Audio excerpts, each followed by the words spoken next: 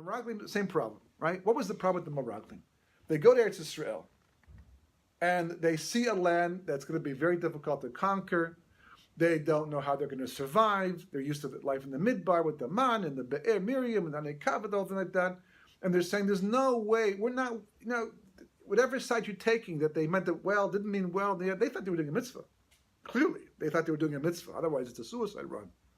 And they come back and they say, we can't take the land. You know why?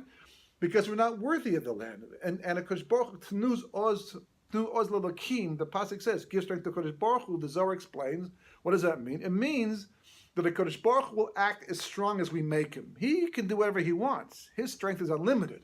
But for the sake of our Bechira, to make it that we can participate in history and the redemption process, he acts ki'ilu, that his strength is dependent upon us. And we can weaken him as well.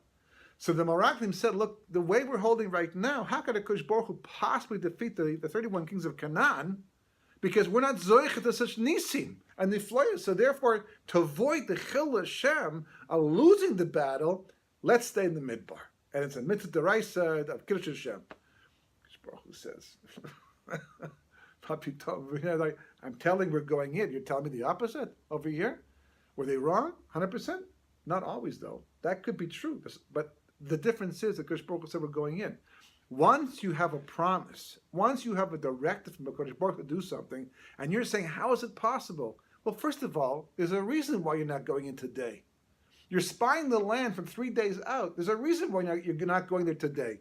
Because HaKadosh Baruch Hu understands you're not ready today. But if I'm not ready today, how do I know I'll be ready in 3 days' time? And they panicked. They panicked. Instead of saying, look, we didn't think we could leave Mitzrayim, and we did. If you asked us the day before, a week before, a year before, are you leaving Mitzrayim? Not possible.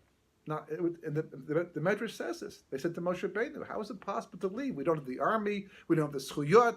Moshe says, HaKadosh Baruch Hu wants your gula. It's going to take place anyhow. They get to the sea. How can we survive the sea? Did it happen? It happened anyhow. If HaKadosh Baruch Hu says to you to do something, either in the form of a mitzvah or a nevu or something like that, and you're saying, how is it possible that we'll be able to do this? That's not your problem.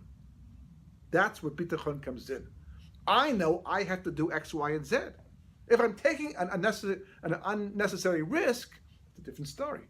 But if I'm doing what has to get done because that's what's necessary to, and I don't know how I'll be able to succeed, that's not your issue.